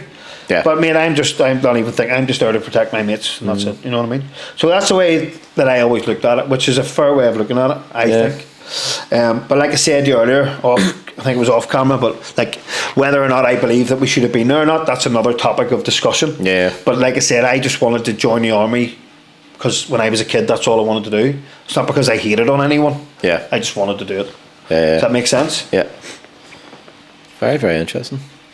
From your whole experience, what would you say are the main things that are required to be a paratrooper? Determination, a bit of grit, drive, the want to win. You need to want to win. If you think about integrity, the main emotions that come over you in those moments, like that 13 and a half hour, like what's required? What would it be? There's a lot required. Determination, mate. Yeah. The will to protect your friends. Yeah. The will to survive. To push through the pain, to push through whatever's in front of you. Because if there's a weak link, it'll be found out. Do you know what I mean? Yeah. So, yeah, that's what I would say. Yeah. And what do you think the main takeaways that you got from your experience? That's eight from years you spent there. Buddy. My mates, your army mates will be the best mates you'll ever have. Yeah. Yeah, 100%. Like, still my best mate to this day. I see him about once every 5 years. But I know that I could phone him at any moment. Yeah. And he'd be there. Do you know what I mean? As a bond, like, But it's hard to get that. Yeah. Anywhere. It's probably hard to explain to other people as well, like what you go through day to day with them people that's a brand of loyalty that you'll probably never. Yeah, but definitely bonds like you're bonding with people through hell. Yeah. Like, that's a bond that you don't just get in Lisbon. Yeah. Do you know what I mean? It's just different. Like, even through training, through Afghanistan, through the shit. When you're in England and you're on a wee exercise and it's fucking -4, and you're on stag and you're looking out and you're like, why am I doing this? Because I know there's actually no enemy there. Like, we think all them moments, mate, they just make you like one big team. Yeah. Like, it was shit, obviously, when I lost that because I got medical discharge. Yeah. Obviously, that's when I struggled, and I suppose we're going to move on to that pretty soon. Right now. So, when I came back from Afghanistan, and I obviously, well, not obviously, but I joined machine guns. I'd always wanted to be in machine guns because that was my thing. So, me and one of my best mates, we both went to machine guns. We'd done a Carta, I think. I can't remember how many people did it, but me, him, and one other were the three that got picked. So again, just another standard was set, and we ended up. It was actually funny. I'm actually going to go off track here a wee second. So, this is another funny story. Actually, this just came to me. So, after Afghan, we went to. It was the first time, because our tour was a bit crazy. They decided they would do a decompression. So what decompression is they send us to Cyprus, and we have 4 days, over 3 or 4 days of just drinking, going on banana boats, like letting loose. Because what they didn't want was to send 500 paratroopers back into society. Yeah. After just being through the worst tour since the Falklands, probably. So we had to do decompression. So my sergeant major, Hammy Willits, he fucking didn't like me anyway. He just always had a wee gripe against me. So Tomo was one of my best mates. It's fucking hilarious. So we had a guy with us from Umpire. He had got attached to us because he wanted to do a tour. So we were undermanned. So there was quite a few different paratroopers came with us. Yeah. Some from the TA as well, who did an amazing job. But I can't remember his name from Umpire. But on the decompression, he said that Hammy, our sergeant major, was his full screw when he was in training. Well, obviously he's been putting up the rank, so he's been in a few years. So he was his full screw, and he said that all the other screws used to call our sergeant major Peter Beardsley because he looked like Peter Beardsley, the old football manager. Yeah. So me being an absolute dickhead on decompression, we started drinking. There you go. So I start going in my English accent, Peter Beardsley, and the sergeant major's looking around and he's looking up. He doesn't know who's doing it. I mean, I did this for 6 or 7 hours. I am not joking, right? So I'm like, Peter Beardsley, and the drunker I'm getting, I'm just like, Peter Beardsley, and he's fucking looking about. And then I just got to the point where I was that drunk, I was going, Peter Beardsley, and next thing, big dig in the bait. He'd fucking clocked who was doing it, and he'd walked around and he'd called me. So that was why he was like Craigie. Funny thing is, everyone called me Neally here in the army. I was called Craigie. Yeah, surnames. Again, it's just another surreal thing to come home and everyone calls you Neally whenever you're used to Craigie. But so he's like, see, when you get back to camp, when you get off leave, you're fucking dead, right? So that was that. later on that night, so he's wearing his fucking combats, desert combats. I'm standing here behind him, and Tomo's standing here, and I have a tin of beer. I'm drinking beer, and Hammy Willits, Sergeant Major's now directly in front of me, facing that way, and he's wearing combat, so he's not wearing shorts. They're desert combats, so they were loose at the back. So, mate, Tomo just gets his fucking willy out and starts pissing up his leg. Now I swear to you, like, this is no lie, right? And this is my luck, mate, in life. So he fucking does a full piss, but because it's like falling on the the slack part, on his leg, obviously his Sergeant Major's quite drunk. He doesn't really know, and then he notices Tomo puts it away, and he turns around and just sees me, and he thinks that I threw beer on him, and he just goes fucking nuts, mate. Goes nuts at me. I fucking swear to God. So he's like, "You're fucked. You're fucked. I want fucking rid of you." Right? I swear to God. So get back off leave, mate. Get back off. So we'll go back to battalion, stay there for about a week, put all our kit away, do what we need to do, and then we'll go on leave. And I think we went away for 6 weeks. So we'll get back off leave, and I'm just waiting to be called to Sergeant Major's office. And weeks go by, and I'm like, I've got away with this, right? And then one day my sergeant comes in and goes, "Craigie, Sergeant Major wants you." He goes, "I don't know what it's for, but he wants to see you." And I'm like, oh, fuck. Right? Shitting myself. Like, I'm kind of laughing to myself, but I'm shitting myself, right? Yeah. We get a punishment called the shell, and I didn't want to get it. Like, it's fucking horrible. In fact, I tell you what, the Royal Ash who got attached to us for the Afghan tour, their head shed said that they weren't allowed to do it. That's how fucking hard. What is it? It's a 60 kilogram wombat shell, or 80 kilogram, and you have to carry it for an hour, and you're not allowed to let it down. Squats, fucking whatever the fuck they ask you to do it, you do it. It's horrific. But the Royal Ash, their boss actually wouldn't let them do it. They were like, they're not being punished for that. It's horrible. So I was just thinking, I'm going to get about fucking 10 shells here. So I was shitting myself.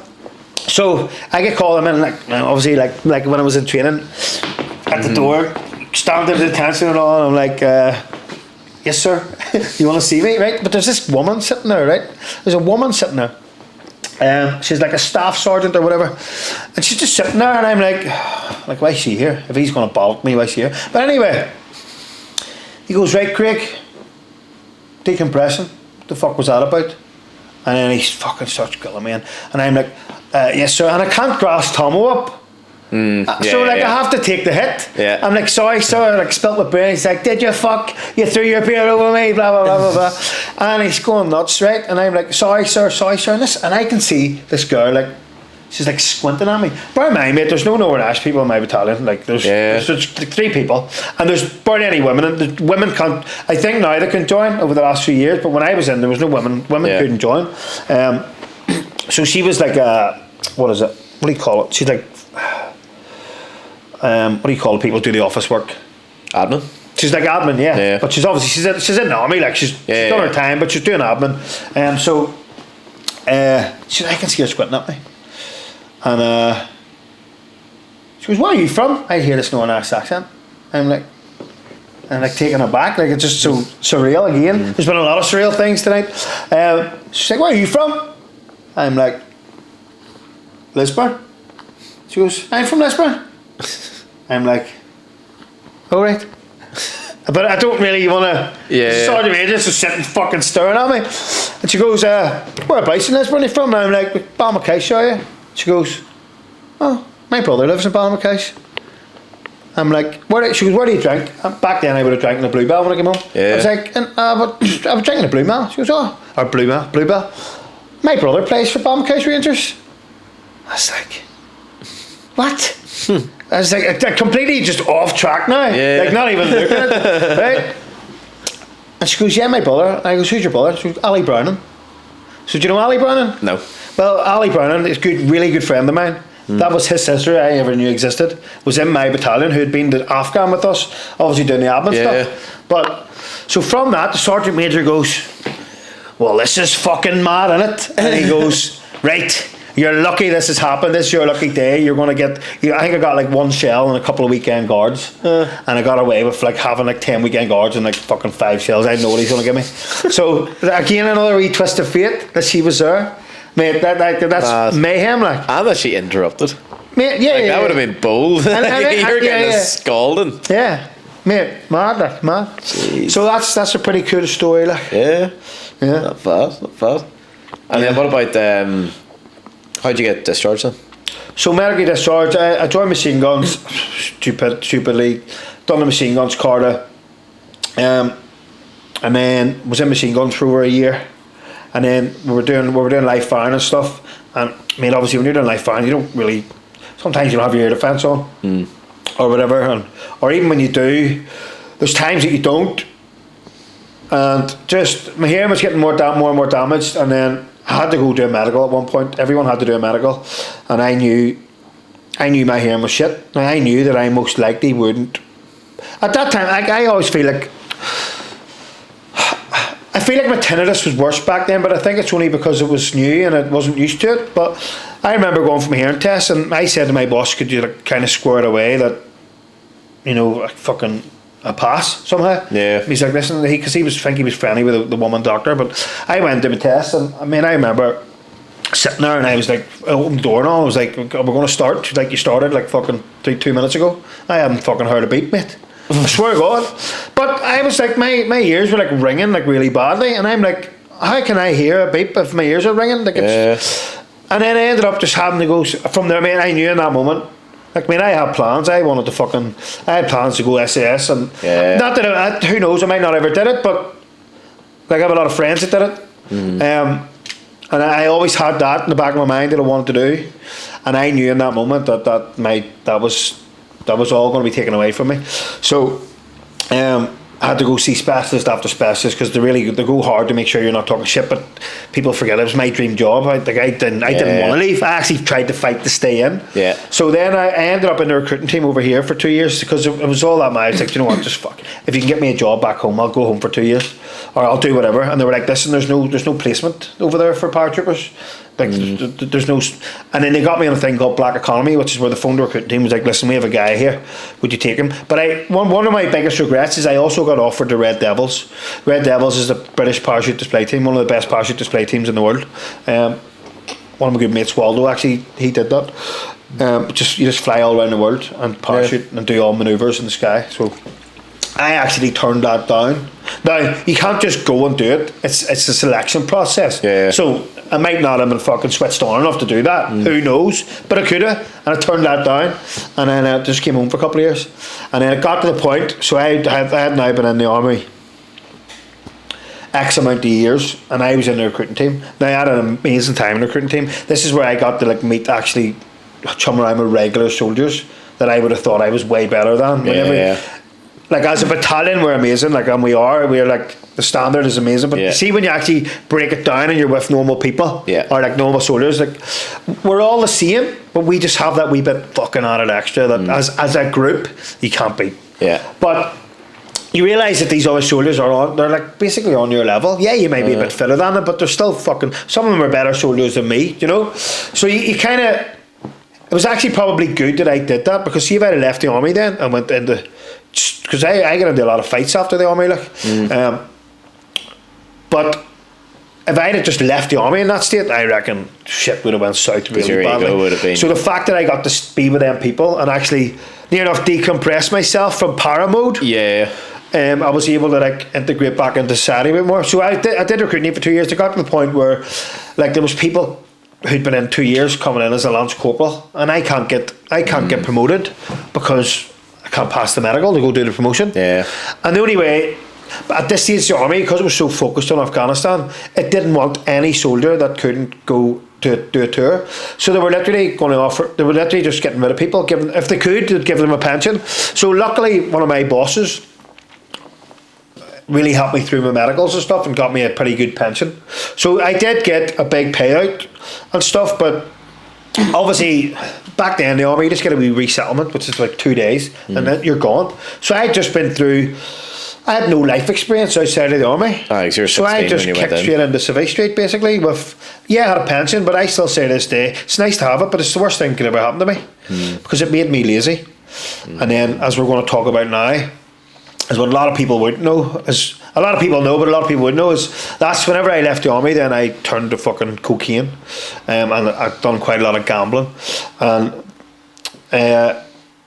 so I had 2 years. My nose actually whistles a wee bit. I damaged it that much during that time, but it wasn't because like I didn't have PTSD. I wasn't like struck. I just lost my dream job. Yeah, I had no structure in life. I had nothing to aim for. I had a couple of wee factory jobs here and there, but all I could do, the only thing that was giving me my little high was taking some drugs and gambling. I gambled a hell of a lot of money in that time, and took.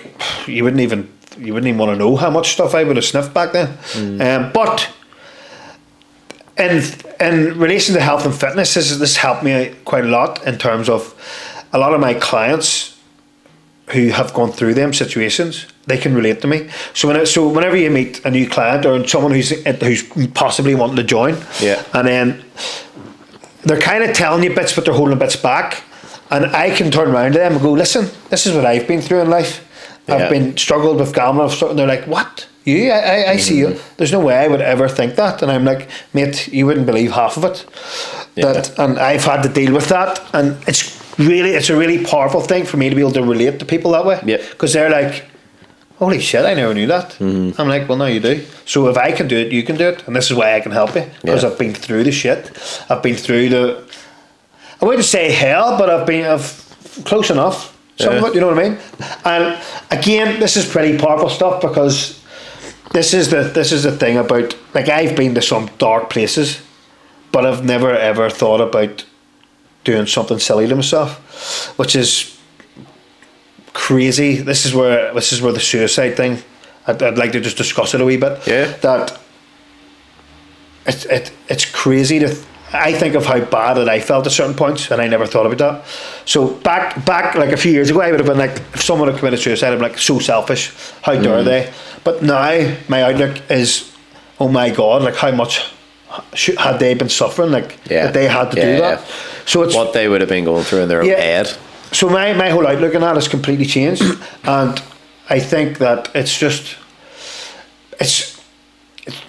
the psyche of it's hard to dive into, like, because where's that point that people cross that they don't come back from? That's the scary part. And I'm lucky I never got to that point, like.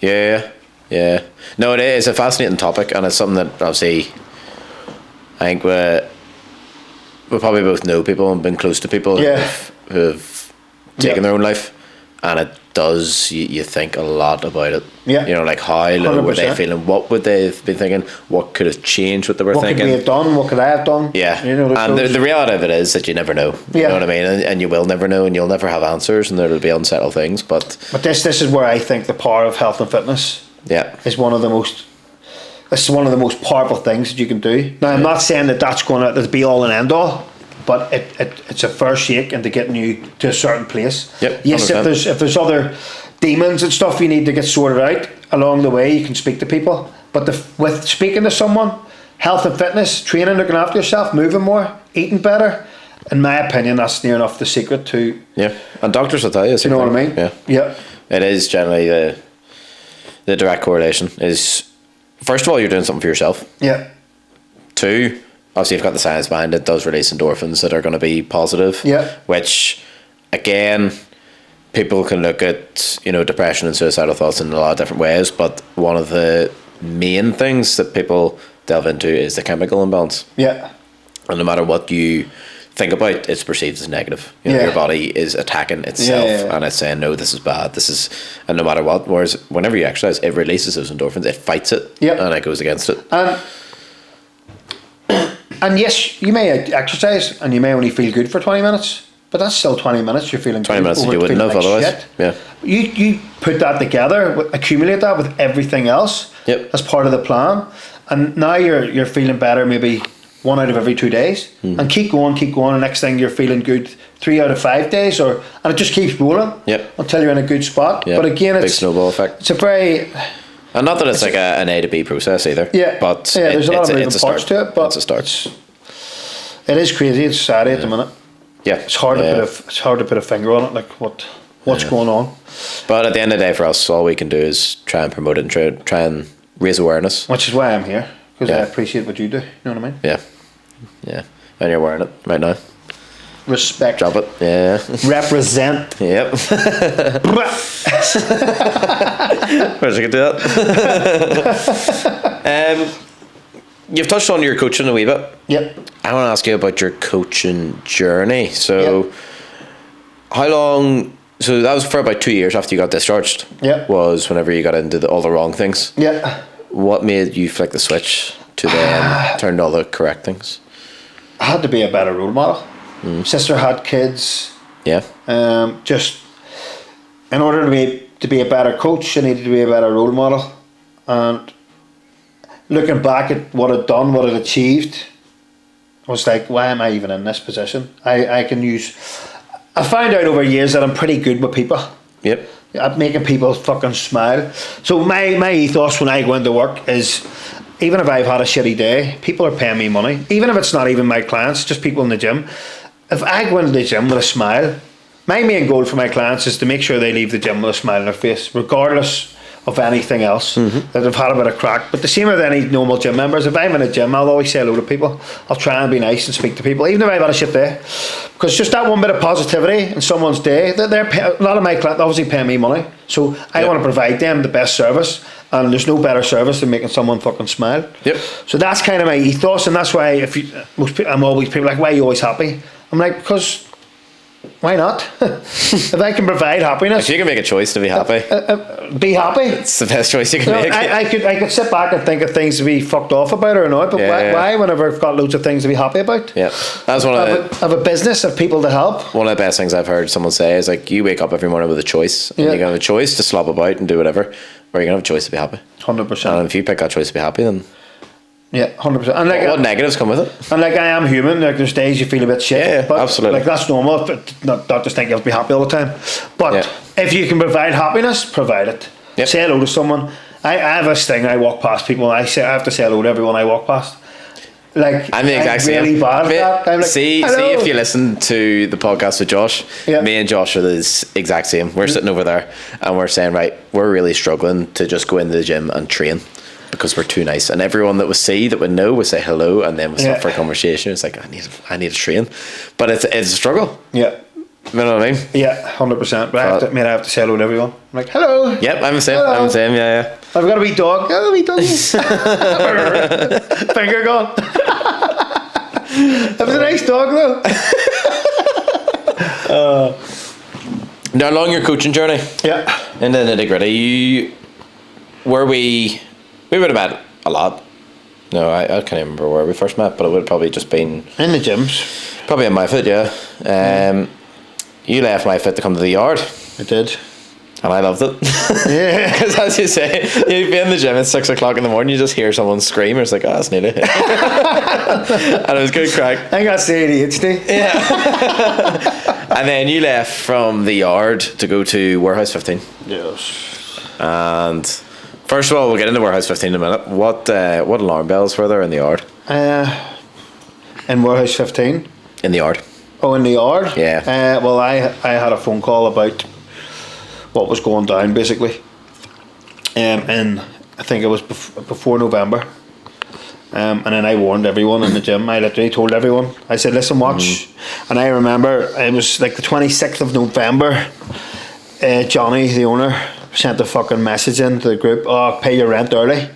And I just had a phone call like the day or like an hour before this saying, watch yourself. So what actually I found out in the long run, so what I think was going to happen actually was going to happen. He was going to take the money and fucking run, right? But what happened was he got a 2-month free lease on the second unit, which is why because they were going to close off the unit, which is why he was able to stay open. Yeah. So I clocked on when he asked for the rent early, and I texted him saying, I'm not fucking paying you my rent early, I've just heard this. I said, you need to phone me. And then he phoned me, and I said, listen, I've heard what you're doing, and I know what you've done before, so I'm calling you out on this. I said, I'm not paying you my rent in December until the end of the month, until I know the gym's been open a month. So you're not getting my rent till then. That's when I'll pay you my rent. And then obviously you got that 2-month lease, which for free. He was still paying for one unit, I think. Yeah. But they give him the 2 months. So that's because why I remember they came up with the plans that they were going to close that second unit and move everything upstairs and all the rest of it.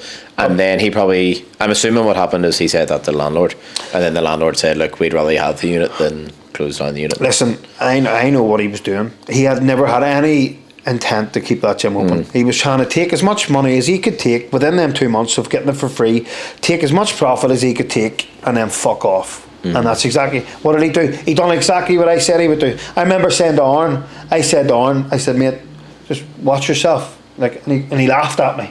And I said, mate, I'm telling you, I'm not talking shit here. He goes, no chance. And then when I remember seeing him in my fit, and I was like, I told you so. And he's like, couldn't believe it. Yeah. I told Monica, I was especially warning Monica because I knew that she had the manager job, and she had a bit more coming out. Not that we don't deserve to know, but she just had a bit more gravy in the gym, should we say. And it would affect her more than all most, of her eggs all in of that us. basket. Yeah, because since she's a kid and all that jazz. So I was like, Monica, just watch, honestly. But he was filling her head full of that much shit, and she was going, no, I think. And he was telling her, I'm going to get all this and all this. And she was like, yeah. And like, she's a really good manager. She's done a really good job for that gym. And he can just fuck her over like that. Oh, you fuck yous all over like that. Yeah. One mess, was it like 5 a.m. before the gym was meant to open at 6? Yeah. Can't say I told you so though. I don't like being like that, but I can't say I told everyone so. I did tell I remember everyone. it well because I'm trying to think what game it was. There was a match on anyway. I think it might have been one of the Arsenal United ones, and we had a last minute winner. Is Eddie Nketiah. Yeah. Yeah, the 3-2, and he won last minute, and I was like watching the match with the mates, and I wasn't initially going to drink, and then all that happened, and it was just so much drama in that match. Yeah. I had a few drinks, and I had to celebrate, so there was a lot of drama last year. And I woke up at like 4:30 in the morning, I think it was, and I just couldn't get back over to sleep. No, we only probably about 4 hours sleep. I just woke up, I just couldn't get back over, and I was rolling about. I rolled over and looked at my phone, and it's probably been about an hour now. It's about 5:30. My missus turns around and is like, you're not going to get back to sleep if you're on your phone. And I was like, I don't have a job. She just like just rolls over. It's like, what? I was like, yeah, I don't have a job. And I just turned around and I was like, the gym's closed. I was like, what? Like, what? Just like that. And like Matty Parker, he rocked up to the gym that morning. He was ready. He was up and awake, and I think it was only me and him awake at the time. It was like it was Monday morning. It would have been the 1st of March, and we woke up at the time, and he was like, "So, what's the crack?" And he was like, "Yeah, we're closed." And he was like at the gym at 6 a.m. that morning, and members showing up, and like it's just disgusting. Like, it generally is disgusting. It's just a person who has no morals. Yeah, doesn't care. Yeah. I put the story up the other day. I was like, who should I get on the podcast? Recommendations. And one of the ones from the yard said, get Johnny Cunningham on. Get Johnny on. Oh yeah. Man. No. There's just no. There's types of people in the world. Yeah. One's a cunt and one's dead on. He's a cunt. You know what I mean? One or the other. And going from the yard, you went from the yard to Warehouse 15. Yeah. That's a wee month or two I want to forget about. Yeah. No good. No. I'm not going to slander anyone's business on a podcast, good. But good. Yeah, just not nice people. Yeah. It's not nice people. And I mean, I get on with everyone. Yeah. I mean, I'm pretty long in the tooth to even like not get on with people, and there's just impossible. Impossible. Yeah. Impossible. And then you went back to MyFit. Straight, and then I've been happy ever since. Happy days. I didn't like when I was in the yard. Like I didn't mind the yard, but the yard's it's kind of cliquey. And I don't mean it's not. I'm just a bit more out there, not just because it's just who I am. It's the way I am. I don't mean to be out there. It's just I just like a bit of crack. No, it was the yard. It all started way back in the Fit for Less days. Yeah. So like that was quite a click. So they had the gym nights out, and you had the members and the staff, and everyone was like this big group. And then whenever Fit for Less closed, they all stay in touch. Yeah. And then when the yard opened, it was like, everyone rushes back. And you can see it again with Club 24. And it's all the same crowd back. Yeah, but I always... I felt like the odd one out quite a lot. Not in like... I just felt like I'm a wee bit different, I think.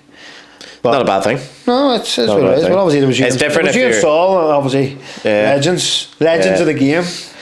Everyone's dead on though. I loved everyone was alright in the yard, but it's just, I think I'm just a wee bit different. But then you and Saul are just kind of like me. Yeah, which made it a lot easier. That's what I mean. As I say, I'll get along with anyone, and I'll just talk to anyone. Yeah, you know what I mean. Someone talks to me, I'll talk away, and you know, I don't know. I was so laid back in that gym. It was so comfortable.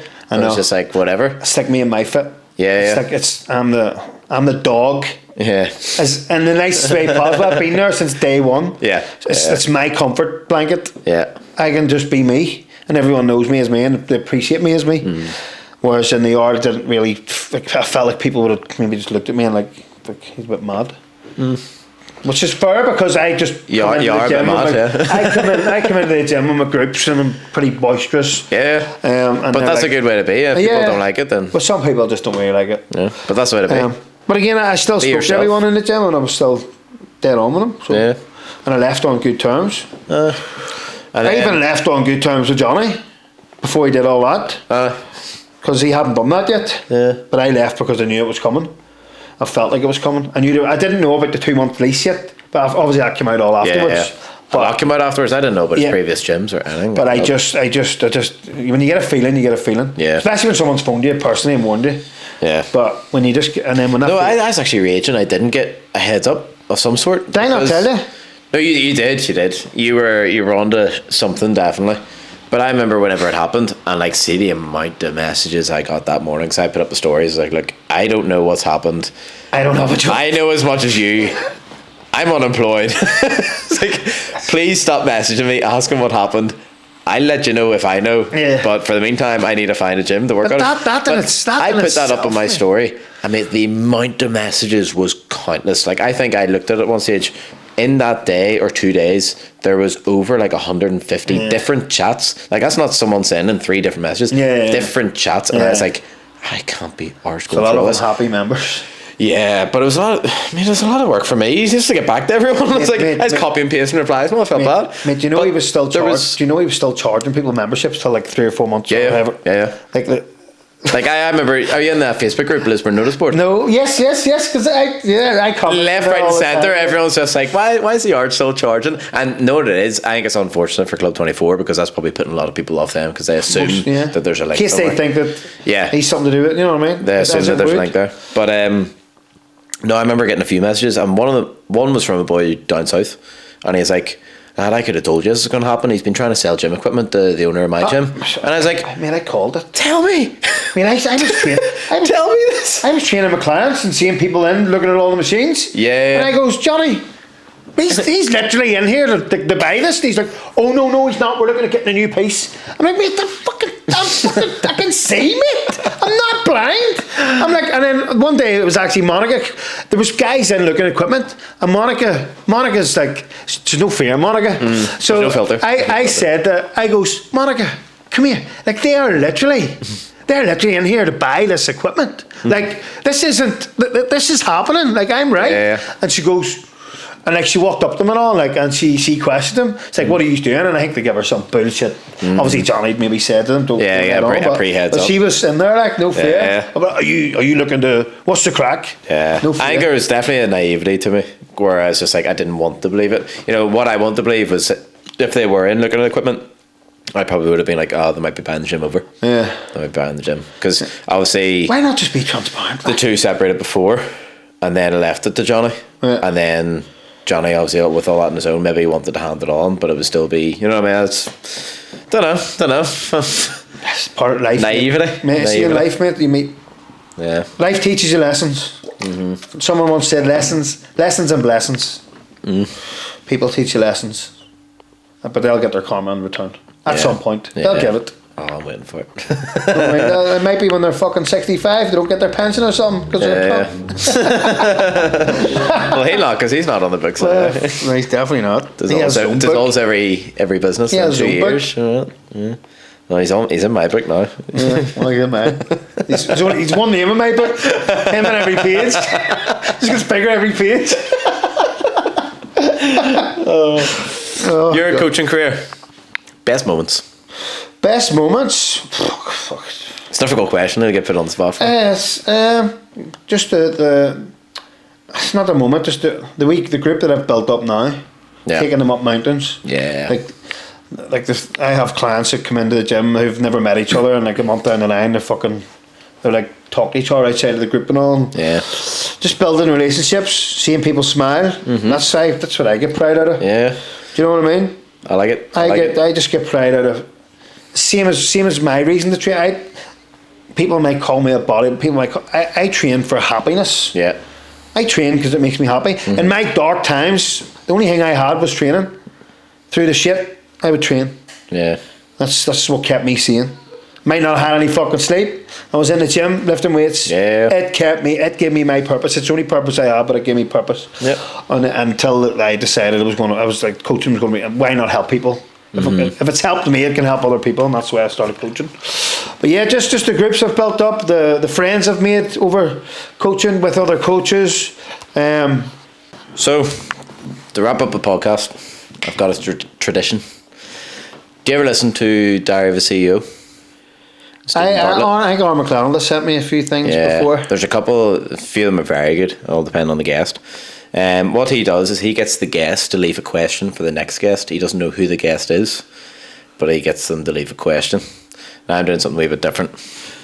I'm getting them to leave a physical challenge. Physical challenge? A physical challenge. So, who I've had on at the minute? First guest was Josh. Josh left the physical challenge of squatting your body weight on the bar for as many reps as you can. Next guest was Leon. So Leon done that. He got 30 reps, I think. It was good going. Leon's left the challenge. Fuck off. He didn't know who was coming on. He said, yeah, challenge. I think you'll quite like it. Go for it. I'm going to read it out. Make sure I get it right. We're running. No, it's not. No, I generally think you will quite like it. Where is it? On my DMs. Okay. My challenge for the next person is to go for a cold dip water. Oh, sorry. My challenge for the next person is to go for a cold water sea swim and stay in for a minimum of 3 minutes. That's 1 round of boxing submerged in cold water. Or any body of cold water, but must be outside, a lake, the Murray Dippers, Helens Bay, whatever suits them.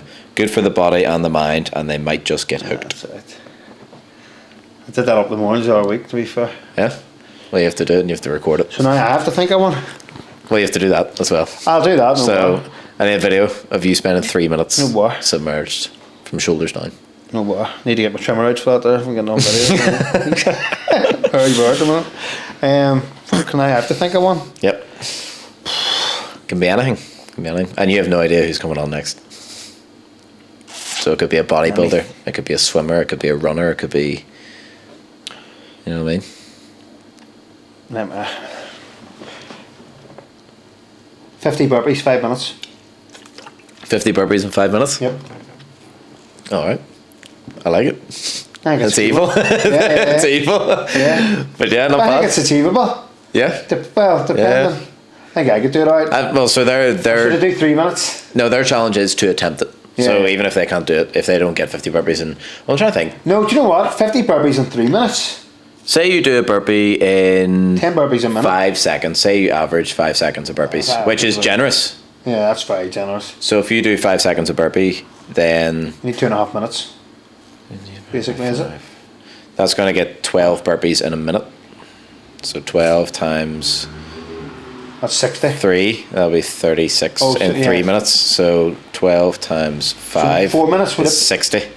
So I would say give them the 5 minutes. Give them the 5 minutes. 4 minutes. That's 4 minutes is tight. 4 minutes is sweating. 5 minutes is just that wee extra minute. I think 4 minutes. 50 burpees, 4 minutes. Alright. Going for that? Yeah. Final answer? We'll do it. 50 burpees in 4 minutes for the next guest. Yep. Locked in. Sweet. I'm horrible. I can't wait to see who comes on next. I have a list, so I have a list of names. I have like 30 names on a list of people who I want to have on. The order is undecided, but obviously I'm trying to spread them out. Like there's a few bodybuilders on that list, but I don't want a bodybuilder 3 podcasts in a row. Yeah, you know what I mean? I'll switch things up. I think mine will separate them a wee bit, like, to be fair. Yeah, so I had a bodybuilder, a boxer, military. And I mean, there's a little bit people who don't even do sport, but you know they'll still have a perspective on health and fitness, which will be a fresh perspective. It's good to have everyone's different perspective. Yeah. So there'll be people who just like maybe they do go to the gym, but like they're not an athlete or some of people any go to sense. the gym to be happy. Yeah, exactly. And that'll be a fresh perspective because you'll have all these perspectives from athletes of different backgrounds, and then you'll just have the everyday gym goer. Yeah, but it will be people who are interested, not just going to get Joe blogs on, like, so they'll have a good input. Well, this has been my first podcast as well. Imagine that. Yeah, mate, smooth as you like. Fucking funny bone. But no, that was very good. Guys, if you have made it this far in the podcast, first of all, thank you, because this is looking like a long one, probably about an hour and a half minimum. I've thoroughly enjoyed it. Thank you for listening. Hopefully you've enjoyed it. Good man. But yes, if you have made it this far, then please do support us. As I said recently, the more that the podcast I can't speak. The more the podcast grows, the more people that we can get on, and the more interesting people can get on. It gives us a wee bit of pull. So if somebody sees that the podcast is reaching more people, then they're going to feel more inclined to come on and give their views. And I want the most interesting conversations with the most interesting people, and they will be relayed to you. So it's of your own benefit. If you've enjoyed this podcast, then please do. If you're on YouTube, hit subscribe. If you're on Spotify, hit follow. Give the video or the podcast a wee like, and thank you very much for listening. Thanks for coming, Thank Neally. you, ladies and gentlemen. Thank you. Over and out. See you later.